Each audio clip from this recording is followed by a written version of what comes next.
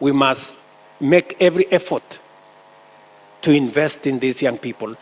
And the first investment that we must invest in is education, making sure that there is affordable, relevant, and accessible education.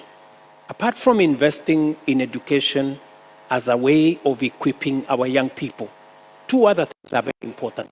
Health is very important.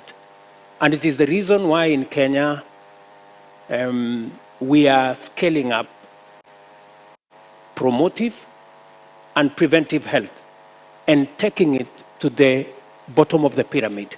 And finally, on the subject of youth, it's not just important for us to provide education and to make sure that we have healthy young people. We must think through. For a very long time, we haven't thought clearly about what happens to these youngsters when they come out of college, when they come out of school, when they come out of university.